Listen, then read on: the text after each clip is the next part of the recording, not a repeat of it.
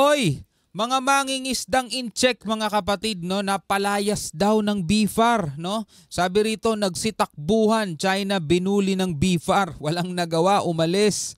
Sabing ganon mga tol. Anyway, bago natin to simulan, huwag mo kalimutan mag-subscribe dito kay Melv's Castle. Nakalagay po ang link sa ibaba. At syempre dito na rin sa ating YouTube channel.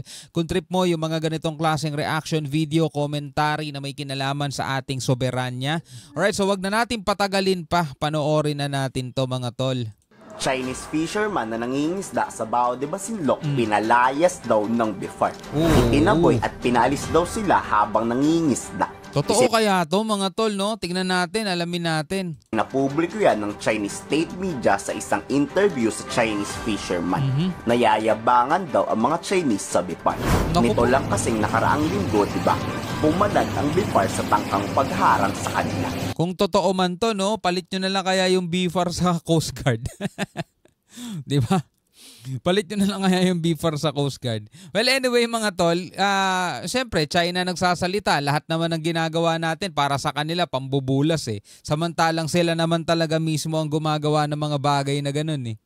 Imbis kasi na huminto ang barko ng Pilipinas, mas binilisan pa nito at nagresulta sa banggahan ng BIFAR at Chinese Maritime Militia. Yan o, ito sinasabi ng sinasabi ni Mao Ning. Yung mga mangingisda pa nga daw nila ang nalagay sa peligro dahil dito sa gitgitang nangyaring to mga tol. Yan na, ganun sila magsalita, ganun sila mag-claim. Hindi nila pinapanindigan o hindi nila inaako yung mga ginagawa nila. Tinatanggi nila lahat yon, nagpe-play victim sila lagi dyan. Maririnig sa video noon na tuloy-tuloy lang, wag niyong pansinin ang mga yan. Tuloy-tuloy lang, takbo-tira pa gata. Oo. Wina-water cannon na sila eh. Sobrang nagiging agresibo ng BIFAR. Karapatan naman nating mag-ledyang, diba? Ba't kasi tayo haharangan ng China? Tama. Dito nanawagan pa ang Chinese Maritime Militia, China Coast Guard sa BIFAR. Itigil lang pagmamatigas na pumasok sa kanilang teritoryo. Saka yung maritime militia vessel, mga tol, hindi naman talaga mga mangingis ng China yun eh. Mga ano rin nila yun eh, mga under din ng kasundaluhan nila yun eh, pamparami nga ng barko nila yun eh. Kumbaga front nila yun, nagtatago lang sa ganong itsura pero sundalo din nila yun. Kargado rin ang mga equipment yun eh. Huwag din daw baliwalain ang radio challenge para hindi magresulta sa banggaan. Oo, China pa talaga ang nagsasabi niyan. Kayo nga ang magsilayas dyan sa West Philippine Sea para wala tayong gulo. Tama. Ayan o. Tingnan mo tingnan sinasabi nitong in-check na to. Philippine Sea para wala tayong gulo. The Philippines will come around. And cause disturbances. Ang cute eh, no? In almost every voyage.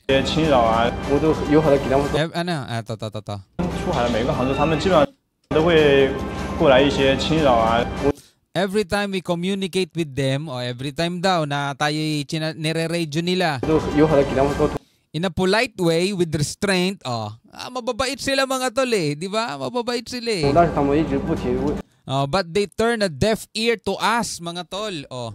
Napakarami nating napanood, napakarami nating videong napanood mga tol at nabigyan na natin ng reaction na nagre-radio challenge tayo sa kanila pero hindi sila sumasagot.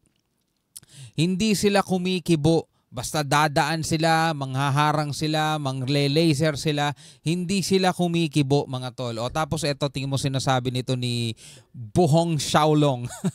Buang Xiaolong. Ito ano to China Coast Guard to. Ayan o. But they turn a deaf ear to us. Hindi daw tayo nakikinig, nagbibingi-bingihan daw tayo, mga bingi daw tayo mga tol. Sabing ganun. Samantalang kapag nag-radio challenge sila mga tol, sinasagot agad-agad natin yan. Pero pag nagre-radio challenge tayo sa kanila, sila yung bingi-bingihan na talagang, sabi ko nga ng mga nakaraan, di ba? Baka wala kasi sila daladalang papel. Nakakasagot lang kasi to kapag may binabasang script eh. Kapag wala silang script, hindi naman marunong mag-English tong mga to eh. Or for instance, they might suddenly speed up. Bigla-bigla na lang daw tayong bumibilis. And come directly at us. Tapos babanggain natin sila. Kita mo to. Itong binatilyon to, mukhang binatilyo pa to, napaka-sinungaling na agad eh, no? 我也不管了，他直接来尾数会向我们 Or abruptly change course 转过来，有时候就突然 towards our ship's bow. Di ba? Eh, naku po, mga sinungaling. 好像要过我们舰首，就他 Such behavior significantly affects safety. Nakanan to mga to, ang kukulit to. Such behavior significantly affects safety. Dapat sinasabi nila yan sa sarili nila eh. Di ba? Sila yung nambabangga tapos sila yung nangwa-water cannon eh. Sila nga yung nagde-deploy sa mga Coast Guard nila sa nila maliliit na bangka tapos susugod sa atin tapos mambubutas ng barko eh. 'Di ba? Such behavior eh. 这种行为是很影响这个安 Napakasinungaling nitong mga to, no? 全行为的，还有影响到国际 And violates. O, kita mo may nalalaman pa silang violates. 国际那个兵 The international regulations. Alam nyo ba kung ano mga pinagsasasabi ninyo? Mga wala lahat kayo sa sarili ninyo ah. 不章程就是那种违法的这种 For preventing collisions at sea. O kita mo yun? Nalalaman naman pala nila tong mga 影响 ganito 到 eh. 国际那 Diba 个 yan o, international regulations na nag-iiwas, mga nagpa-violates ng international regulations, mga tol, na nagpe-prevent ng mga pagkakabangga o ng mga sea collisions. Eh di ba gawain nila yun? Di ba? Gawain nila yun mga tol eh. Sa lahat na lang ng pagkakataon na nakikita natin sila yung bigla-biglang humaharang sa harapan, sila yung bigla-bigla na lang kakabig para banggain tayo, di ba? Hindi ba alam nitong mga to? O talagang ang kasama sa training nila mga tol is magsinungaling? No? Eh no? 逼迫章程就是那种 No, for preventing collision at the sea o at sea. Eh, sila yung gumagawa ng mga ganong bagay eh. 违法的这种的规定。 Baudi Kasama ata sa training nila yung magsinungaling eh. Masinlok ang isa sa may pinakamaraming nahuhuling isda. At para mas madami pang mabingwit, pinapalayas ng BIFAR ang mga Chinese fisherman doon para tayo ang makinabang sa dapat naman talagang para sa atin. Oh, pero duda ako dyan. Hindi nagagawa ng BIFAR yan. Hindi nga nagagawa ng Coast Guard yan eh. Nanawagan tuloy itong isang Etong mga Chinese na to, hindi natin kailangan paniwalaan o hindi natin dapat paniwalaan yung mga sinasabi nila mga tol. Kapag sinasabi nilang pinapalayas daw sila ng BIFAR, napakalaking kalokohan yun. Chinese. Gusto lang raw nilang mangisda, ba't daw sila papalayasin ng Pilipinas? Oh, diba? Eh yung mga Chinese Coast Guard rin naman na pinapalayas yung mga Pinoy, diba? Bawian lang yan, gantihan. Kasi narrative nila yan eh. Kapag pinaniwalaan natin yung mga sinasabi ng mga yon, naniniwala na tayo sa kasinungalingan nila. Katulad kanina yung sinasabi ng Coast Guard, di ba? Nilalabag daw natin ang international regulation for preventing collision at sea. Eh sila nga yung gumagawa nun eh. lang. I hope the Philippines will stop making trouble. So, di ba? Dapat kayo huminto dyan. We want to fish normally. Ano to, binabaliktad lahat-lahat eh, no? Ayan, no? Samantalang yung mga mangingisda nga natin ng mga nagre-reklamo eh.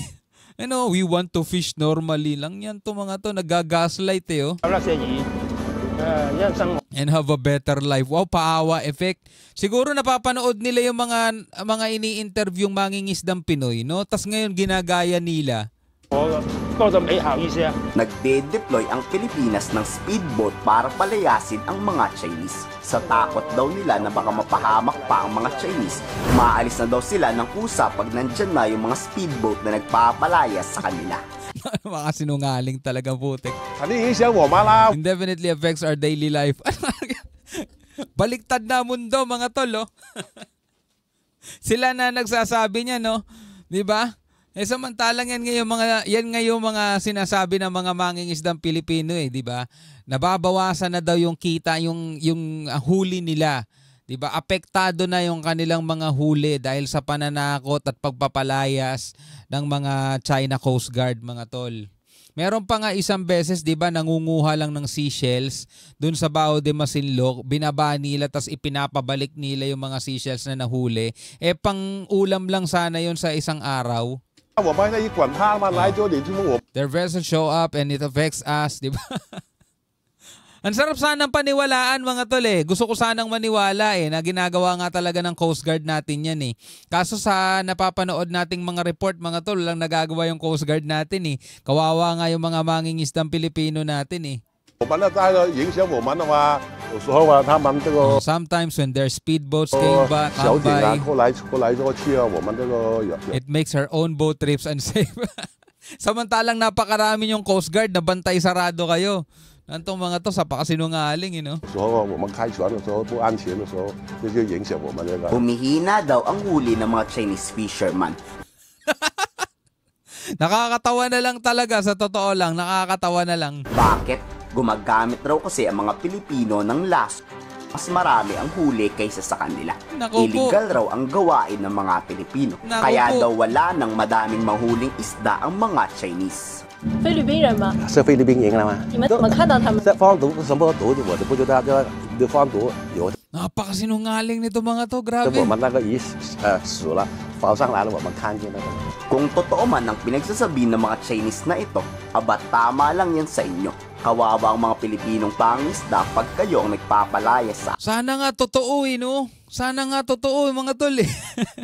Di ba, comment ka nga sa baba, no? Di ba sana nga totoo, no? Naapektado na daw yung huli ng mga Chinese at hindi daw sila makapanghuli ng normal dahil pinapalayas daw sila ng mga Philippine Coast Guard. Sana nga totoo, no? Sandamakmak na Coast Guard nila nandiyan dyan at nakabantay eh. Kitang-kita naman natin sa ilang ulit na nating video eh, napapanood natin kung gaano sila kabrutal eh. Tabit, karma yan sa inyo. Kayo, ano masasabi nyo na pinapalaya? Ano, we want to fish normally. Anyway, bilang isang Pilipino, ano masasabi mo sa kasinungalingang yan mga tol? Comment ka na lang sa ibaba. Sana nga talaga totoo, pero wala, nakakatawa sila eh. Diba? Napanood data nila yung mga mangingisdang Pinoy ngayon. Guma-acting sila, ginagaya nila. Alright, so hanggang sa muli, ako nga pala si Shobaldi. Peace out.